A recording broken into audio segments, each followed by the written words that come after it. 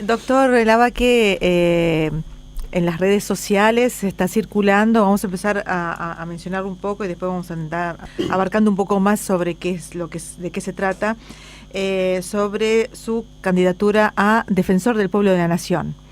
¿Es así? Es así, efectivamente. Vengo acompañado por los dos máximos responsables de esta barbaridad que quieren hacer, Isabel Raal y Emilio Raal, Jorge Emilio. Pero yo lo he tomado con mucho entusiasmo, con mucho cariño. Me parece que puedo cumplir ahí una función interesante para la Argentina, no solamente en los llamados derechos individuales, que es lo que comúnmente se cree que es el defensor del pueblo, que lo es, pero no solo, sino que también en los llamados derechos difusos de la sociedad. Es decir, por poner uno, por ejemplo, el peligro de correr agua potable en nuestro país, de ser de una u otra manera apropiado por países extranjeros, eso no es un derecho de ningún argentino en particular, sino de todo el pueblo argentino, de la nación argentina. Y esto es un derecho difuso. El defensor del pueblo tiene facultades para actuar también en esos casos, en los llamados derechos difusos o derechos generales. Y en ese caso que se le inicia, o sea, ¿tienen potestad para iniciar juicio el defensor del pueblo? Sí. Es como si fuera un apoderado del pueblo argentino, ni más ni menos. Puede presentar denuncias, abrir reclamos administrativos ante el Poder Ejecutivo o alguna empresa del Estado o alguna empresa mixta, o las administraciones descentralizadas del Estado Nacional, y puede también constituirse en denunciante ante la justicia y aún en querellante, es decir, tomar parte del juicio como si fuera el propio defensor o la defensoría la perjudicada, porque lo hace en representación del perjudicado, que es el pueblo argentino. Ah, qué bueno eso. Sí. Es elegido. ¿Cómo es el tema? ¿Es votado porque vemos que circulan en las redes sociales la petición para que la gente vote? Bueno, a partir de ahí, ¿cómo es el trámite? Digamos? El mecanismo es así, como para que se entienda por qué ese mecanismo tan particular. No había un defensor, en la Argentina por lo menos, en algunos países europeos venía desde hace tiempo, más de un siglo, más de dos también en algunos países. No había un defensor que fuera absolutamente independiente del Poder Ejecutivo y también del Poder Judicial, que si uno lo mira detenidamente son los dos poderes que pueden cometer injusticias contra el pueblo. Teóricamente están para ayudar al pueblo, para protegerlo, pero el exceso del príncipe, como se decía antes, el exceso del poder puede perjudicar a las personas en particular o a todo el grupo social. Y entonces en ese caso el único órgano, el único poder del Estado de los tres que quedaba sin un defensor nombrado por ellos y controlado por ellos para defender al pueblo era el poder legislativo, que de los tres poderes, si uno lo piensa, es el poder más nuevo en el mundo, ¿no? Porque el Ejecutivo existió siempre con otros nombres, rey, monarca, emperador o lo que fuere. El judicial de una u otra manera viene de la época de los romanos, y el legislativo, al menos en la conformación actual, el Senado romano era otra cosa, es una institución de los, digamos, de los tiempos republicanos. 2 siglos, 3 siglos, no mucho más. Un poco más en Inglaterra, pero en el resto del mundo no debe llevar más de 3 siglos. En nosotros lleva mucho porque hemos nacido dentro de la era republicana y por eso nace el poder legislativo muy tempranamente. De todas maneras, aún entre nosotros estaba sin un órgano de control judicial, es decir, que con poderes de presentarse ante la justicia. En la Constitución del 94, ahora esta última, dentro de los muchos defectos que tiene esa Constitución, algunas virtudes ha tenido, por supuesto, como toda obra humana, y ahí instauraron el sistema del, en Europa se llama ombudsman, defensor del pueblo. La palabra castiza nuestra es defensor del pueblo, y entonces es nombrado por el legislativo, controlado por el legislativo, y tiene que ser, no que puede, tiene que ser totalmente independiente del poder ejecutivo y del judicial. Entonces, lo nombran a propuesta de cualquier diputado, no por ley, pero sí por costumbre, tiene que ser un hombre de la oposición para que realmente sea independiente del Poder Ejecutivo. Entonces, hay una comisión bicameral compuesta por partes iguales de oposición y de oficialismo, y también por partes iguales de senadores y diputados. Esta comisión bicameral recibe una propuesta de un bloque o de un diputado en particular. Yo aconsejé, si lo van a hacer, háganlo en la persona del doctor Pichetto, porque es el presidente del bloque mayoritario, en oposición, pero mayoritario del Senado. De 72 senadores en total, Pichetto preside un bloque de 42, entre aliados y tropa propia, digamos, ¿no? Entonces la petición se hizo ante él. Realmente quien introdujo este tema en el ámbito parlamentario fue el senador por Misiones, Juan Manuel Irrazábal, que es un amigo personal, un compañero de tareas de muchas cosas, de las actividades políticas que yo encaro, y él fue el que aceptó primero una visita de los dos primos Raal, de Isabel y de Jorge Emilio, lo tomó como cosa propia, y él pidió que se hiciera la presentación que han hecho ellos, y él mismo la elevó a Pichetto. Una vez que Pichetto la apruebe en su bloque, esto tiene que pasar a la comisión bicameral, y ahí sí hacen falta la mitad más uno de la comisión bicameral para la propuesta, y la comisión bicameral hace la propuesta ante las dos cámaras simultáneamente. No hace falta que se reúnan en asamblea, pueden votar cada una por separado, pero tiene que ser aprobado por los 2/3 de cada cámara. Por ejemplo, doctor, en estas circunstancias donde el pueblo está así bastante movilizado por el tema de las tarifas, los aumentos, ¿eso también es potestad del defensor? O sea, si alguien se presenta o algún organismo se presenta ante el defensor del pueblo de la nación, ¿puede actuar ahí el defensor? Porque los ciudadanos nos vemos como un poco sin ningún tipo de resguardo, ¿no? Huérfanos, ¿no? Huérfanos, ¿no? Porque vemos que el poder legislativo, que es el más democrático, digamos, de todos los poderes, no está actuando en consecuencia. Bueno, poder ejecutivo y legislativo están como muy pegados, ¿no? Actualmente. Entonces, ¿qué le queda al pueblo? No, sí puede actuar, por supuesto. ¿Sí? Es más, puede actuar, como en derecho se llama, de oficio, es decir, sin que se lo pida nadie. Ah, qué bueno. Si se lo pide un particular que se siente perjudicado o una ONG, por supuesto, tiene la obligación de actuar. Pero si usted y la FI no tienen la obligación de actuar aunque no se lo pida nadie.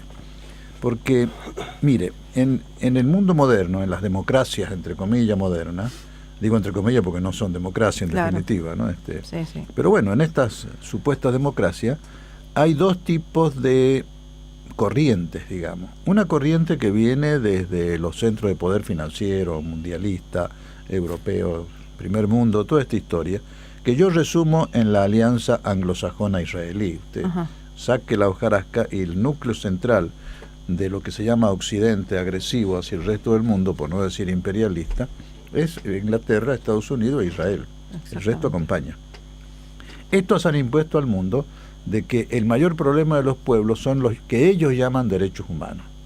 En definitiva, soslayan todos los derechos humanos primarios de primera generación, que son los que les molestan a ellos cuando son defendidos: el hambre de la gente, la comida, la vestimenta, la justicia social. Luego viene una segunda oleada de los derechos civiles, si usted quiere llamar, que son lo que hoy se llaman derechos humanos. Pero el derecho humano primario, no había un órgano que lo defendiera. Todas las organizaciones de derechos humanos, incluidas las estatales, Secretaría de Derechos Humanos, usted raramente va a ver que pidan por el tarifazo. ¿Y acaso la energía al alcance del bolsillo de los pobres no es un derecho humano? Entonces, con el tiempo, la organización de derechos humanos se ha ido quedando en los derechos civiles, políticos, individuales, de tipo libertad, democracia, no discriminación, que es loable, que es un objetivo que hay que luchar por alcanzar.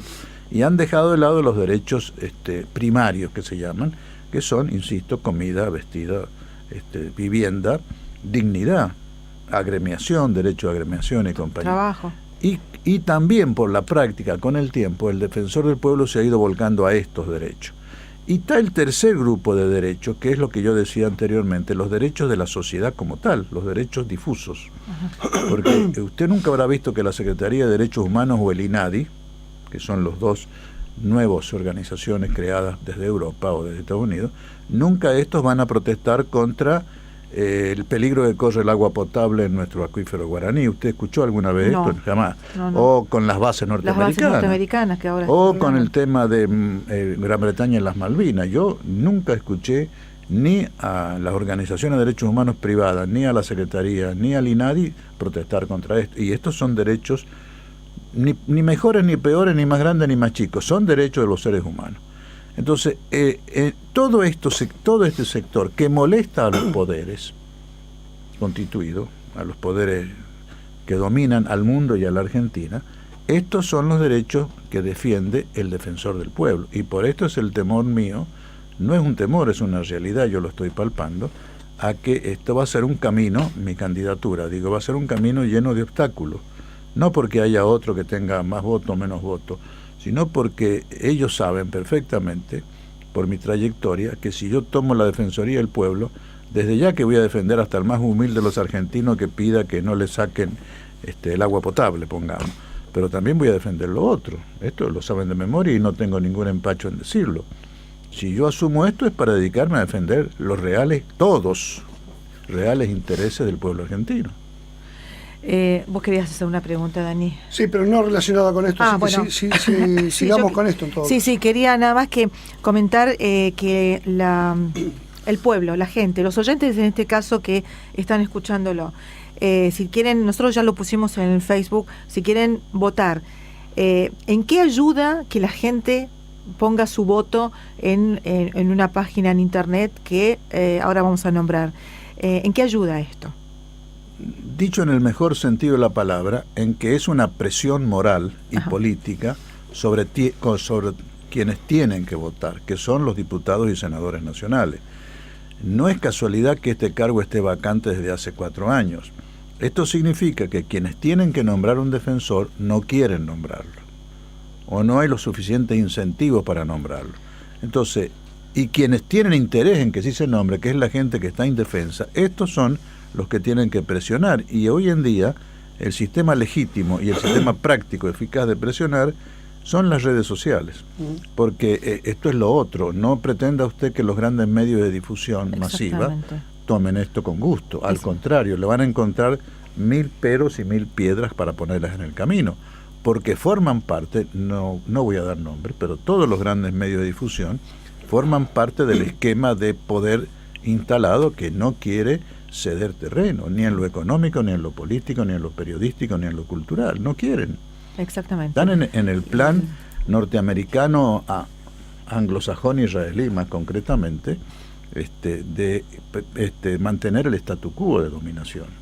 Estamos hablando con el doctor Juan Gabriel Lavaqué acerca de la candidatura, de su candidatura para Defensor del Pueblo de la Nación, y les comentamos a nuestros oyentes que los que quieran y estén convencidos de que está bueno tener un defensor para todas las cuestiones que atañen a nuestros derechos, nuestras libertades, que sean defendidas, pueden entrar a una página. Ponen en el Google, en realidad, ponen en Google, proponemos al doctor Lavaqué, y ahí hay una página de change.org, que son esas páginas que siempre hay causas en las que uno firma por distintas cuestiones. Bueno, esta es una cuestión que nos atañe a todos los ciudadanos argentinos. Proponemos al doctor Lavaqué. Ya hay más de 1000 firmas en pocos días que se inició esta campaña.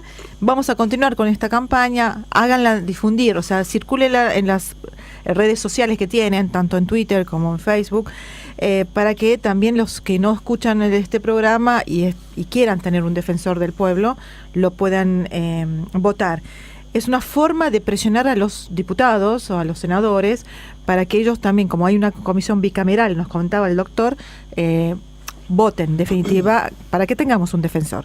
Es importante. ¿El defensor tiene tiempo de duración en el cargo? Sí, tiene 5 años y puede ser reelegido una vez. Está bien. Nos decía que desde el año 94, no, del 94 fue votado dentro del proyecto, dentro de la Constitución. Pero el primero fue quien creó la ley después de la Constitución, ¿sí? Fue Mayorano, que era ministro de Justicia. Ajá, sí. Y pasó a ser el primer defensor. Estuvo 5 años, subió Mondino, fue reelegido Mondino en 2008. Cumplió 1 año hasta el 2009 y renunció. Los 4 años siguientes los cumplió el adjunto. El adjunto, y después de ahí no han habido dos. Han habido 2, Mayorano y Mondino. Qué lástima, porque es una herramienta que tiene el pueblo de la nación, los ciudadanos, y no es... es la típica lucha o batalla política, me refiero, entre el poder realmente y el pueblo en general. Porque este fue un atisbo, no importa de quién haya surgido, surgió el gobierno de Menem, que no era justamente un gobierno muy popular, que digamos, pero surgió. Claro. Surgió porque venía apoyado desde los sectores progresistas, realmente progresistas de la sociedad. Alfonsín tenía mucha gente en ese aspecto en su fila, el peronismo también, y lograron mayoría como para crear el cargo. El tema es que de ahí en adelante el Poder Ejecutivo de turno ha tratado de boicotearlo. Recuerden lo que era Mondino. Mondino ha sido posiblemente, de los dos, el que más notoriedad tuvo, porque puso el dedo en la llaga, en algunas llagas problemáticas, ¿no? Yo recuerdo, nos defendió Mondino cuando hicimos con Salvucci y Quique Romero la denuncia de los fondos de Santa Cruz. Ajá. Que muy tramposamente la mandaron a Santa Cruz, y sin abrir juicio alguno el juez federal de penal federal de Santa Cruz, penal provincial, perdón, de Santa Cruz, que era sobrino de Kirchner, la archivó sin abrir. Entonces esto fue un caso que nosotros lo llevamos a Mondino, y Mondino nos ayudó. Lo que pasa que, y aquí viene el pero, Mondino hizo el reclamo y nunca el juez de Santa Cruz le contestó siquiera. Y esto viene a cuento porque han habido más de uno casos en donde el defensor ha pedido algo y la justicia o el ejecutivo no le ha dado importancia ni le ha contestado, y esto ha quedado en un derecho teórico, abstracto, porque entonces no. Y esta pregunta me la han hecho más de uno: ¿para qué sirve esto si después el ejecutivo se niega o el judicial se niega? Bueno, yo creo que aquí ha estado un poco el problema de tanto Mondino como Majorano. No han usado las facultades, y esto lo digo muy respetuosamente porque admiro lo que han hecho los dos, pero no han usado todas las facultades que tiene el defensor. El defensor, como autoridad pública totalmente autónoma, que es independiente de los otros poderes, él tiene facultades para pedir el auxilio de la justicia y el auxilio de la fuerza pública para hacer cumplir. No lo dice la ley, pero va de suyo. Una orden de un funcionario público es realmente un delito no cumplirla. Entonces ellos debieron denunciar esto a la justicia, exigir de la justicia una condena penal por la desobediencia y exigir que se cumpliera. Por supuesto, en un país en donde la Corte Suprema de Justicia da una resolución y no la cumple el Ejecutivo o cualquiera, es difícil pensar que van a cumplir una del defensor. Y aquí viene el límite del defensor. Yo creo que el defensor tiene todas las facultades del caso para exigir el cumplimiento de sus resoluciones. Y si no las cumplen por orden directa de él tiene el derecho a recurrir a la justicia para que la haga cumplir. De ahí en adelante es un problema político de él, del defensor, que se juegue o que no se juegue. Yo creo que tiene que jugarse, para algo está, para defender los derechos del pueblo. Claro, es que debería ser así, pero es muy difícil, usted porque ya tiene una experiencia de jugarse ante todos los poderes, doctor, pero no todos tienen esa, la verdad, les lo digo así, no solamente se lo digo en su cara, los demás no tienen la valentía, ni posiblemente, no sé, la capacidad no los conozco, pero la valentía fundamentalmente de expresarse frente a los poderes establecidos. A lo mejor lo que no tienen es la experiencia en el uso de los resortes que las leyes y la sociedad le permiten a un hombre desde afuera de los cargos formales. Exacto. Presionar y ejercer. Y yo creo que por eso me tienen miedo. Este es el miedo que yo tengo, es el miedo que me tienen ellos. Exacto. Es decir, el miedo que yo tengo a que no me voten es por el miedo que le tienen a usted. Pero claro. Por supuesto, a mí me han tratado de callar en la justicia. Yo en el tema de la defensa de este compañero y paisano de origen de nuestro, Edul, Tanor Edul, lo veo todos los días. No se juegan, ni los fiscales, ni el juez, ni la Cámara de Casación, ni la Corte. La Corte, un caso, como ejemplo, cuando Nisman acusó a Irán del atentado, este caso dejó de ser un caso de un juez federal común o un fiscal común, porque estaba acusado un país extranjero, sus funcionarios y sus diplomáticos, y por Constitución tenía que pasar a la Corte, lo dice la Constitución expresamente. Cuando está en juego un diplomático extranjero, autoridades, etcétera, extranjeros, la Corte tiene lo que se llama jurisdicción o competencia originaria. Es como si fuera el juez de primera instancia que tiene que intervenir en un delito. Lo presenté yo a la Corte, no dijo nada, entonces yo le hice la petición a la Corte: señor, el fiscal ha denunciado, ha imputado a autoridades extranjeras, ¿es competencia originaria suya? Me contestó que no. La Corte, porque se lavan las manos. Sí, es muy difícil. Hablando sobre el tema Nisman, y después volvemos hacia el final sobre la candidatura a Defensor del Pueblo de la Nación. Sobre el tema Nisman, ayer leíamos en los medios que la DAIA había presentado hace unos días atrás la reapertura de la causa contra la expresidenta de la Nación por el tema de su encubrimiento, ¿no? Nisman la acusó de encubrimiento. Entonces, quería la DAIA reabrir la causa, en la cual también la Embajada del Estado de Israel, ahora con un nuevo embajador, también ven con buenos ojos y aparte hacen lobby para que se reabra la causa, ¿no? Una cosa, no sé si es inédita en el mundo, pero una cosa, a mí me suena, me hace ruido, ¿no? Que una embajada intervenga en este tipo de asuntos, por más que le sea afín la cuestión de Nisman, la AMIA, ¿no? A ver. Sí. Es mucho más raro todavía si usted lo mira en el contexto completo. La Embajada de Israel, por Nisman, que no es un ciudadano israelí, no era, claro, sería judío, pero eso no tiene nada que ver con Israel. Exacto. Formalmente hablando, era un ciudadano argentino. La Embajada de Israel se interesa por la muerte de un ciudadano argentino y nunca ha pedido una medida de investigación. Cuando le destrozaron su propia embajada, le mataron 19 diplomáticos y nunca han querido que se investigue.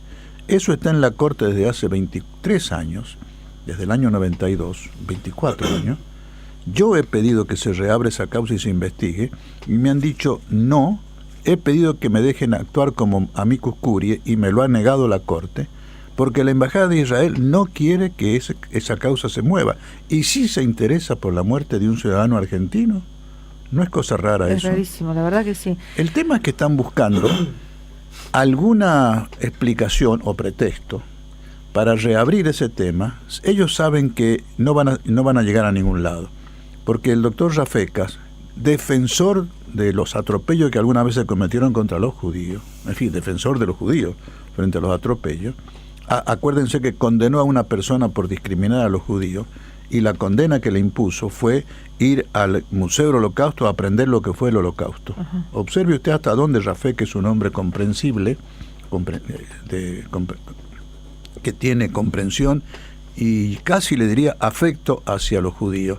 Este hombre les ha dicho, pero acá no hay delito, porque todo lo que dijo Nisman en esta denuncia son conjeturas bastante utópicas del ex fiscal, y por eso no abrió la causa. Y sin embargo viene la Embajada de Israel y presiona a la DAIA para que la DAIA pida que se reabra, con un caso que yo honestamente creo que no tienen absolutamente razón, porque piden que se reabra porque se habría cometido un nuevo delito, y por eso lo denuncian ante un juez distinto a Rafecas, que es Bonadío, que es un hombre que ya ha dado sobradas muestras que está totalmente entregado a los intereses anglosajones israelíes.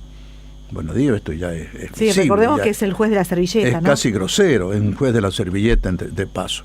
Era el asesor jurídico de Korach, y Korach lo hizo nombrar por Menem juez federal. No es un juez federal por concurso. Aparte tiene algunas causas, ¿no? Sí, tiene varias causas. Pero eso es al margen.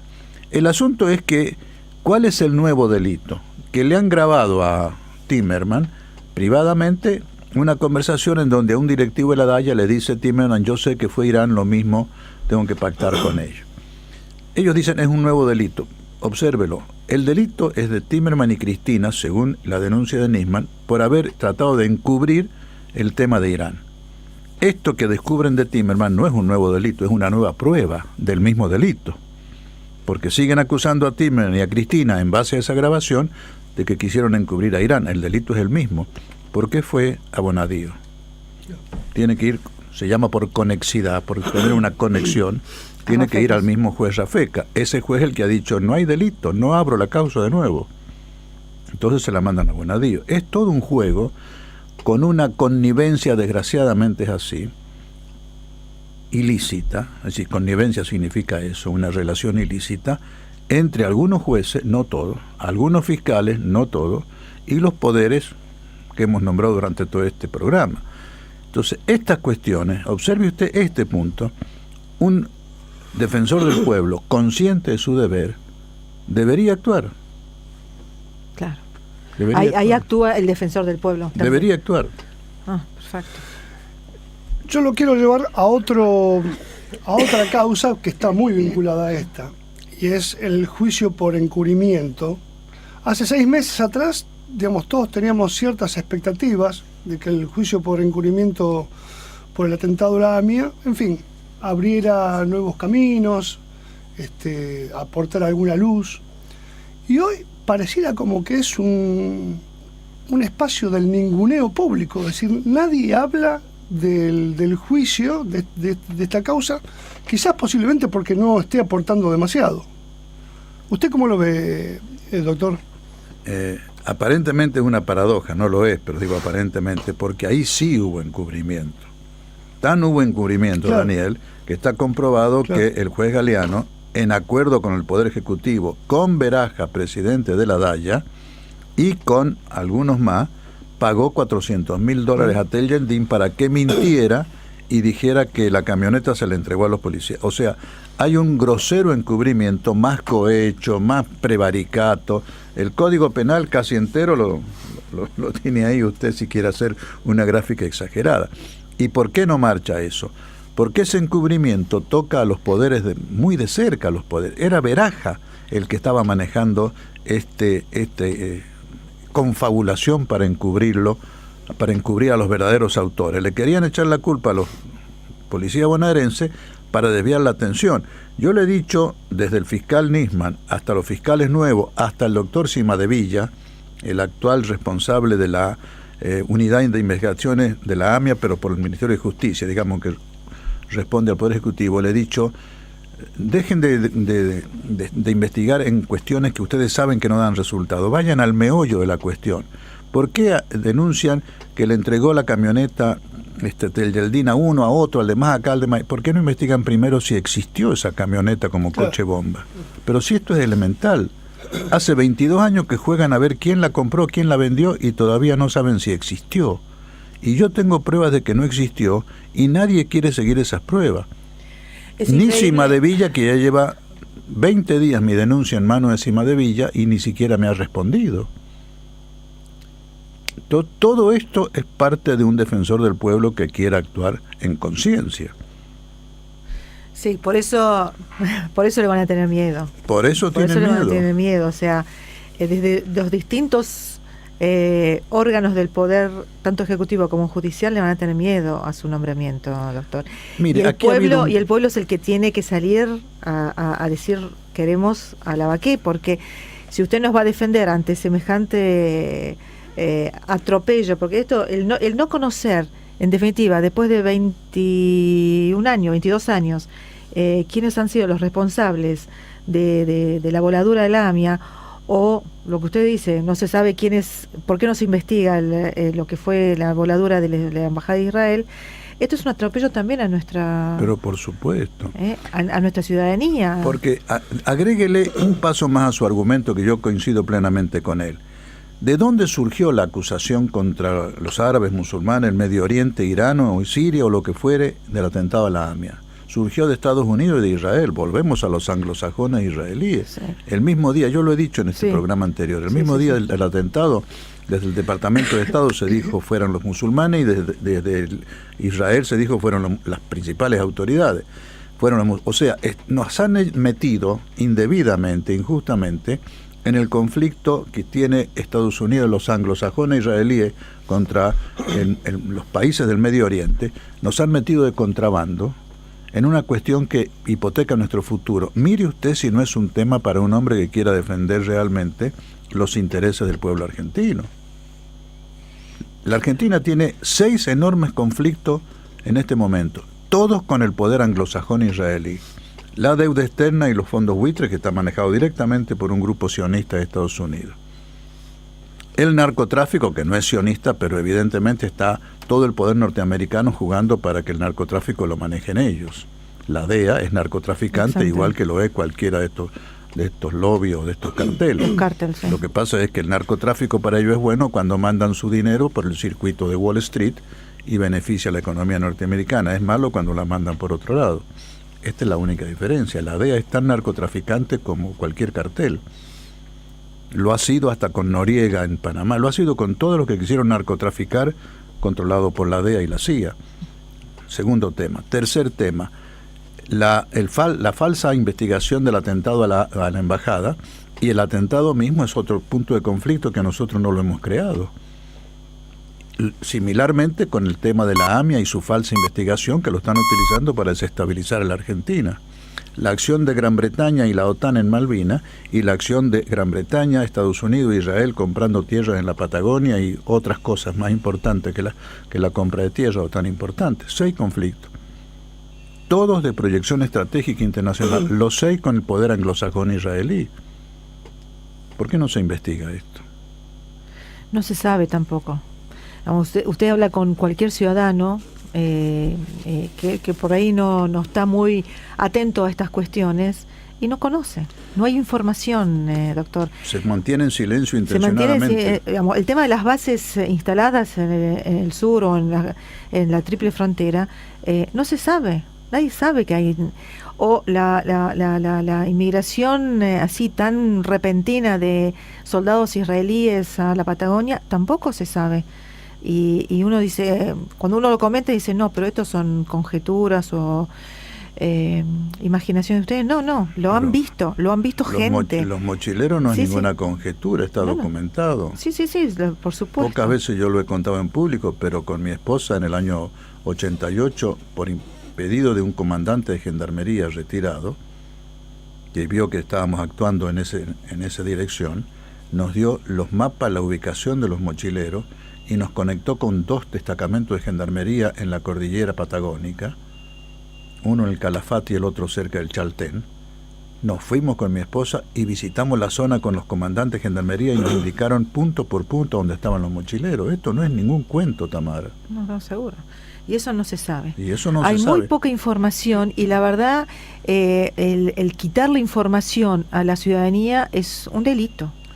Porque todos tenemos derechos, es uno de los derechos primarios también, ¿no? Informarnos, pero saber mire, lo que pasa. No es casualidad que el mismo senador Juan Manuel Irrazábal de Misiones, que es el que ha promovido mi candidatura a defensor del pueblo, es el que ha denunciado hace un mes y medio que ningún soldado extranjero puede entrar a la Argentina, según la Constitución Nacional, sin la previa autorización del Poder Legislativo, y ha pedido que antes de aprobar ese acuerdo y antes de ponerlo en funcionamiento, pase por autorización del Parlamento. Ni le han contestado.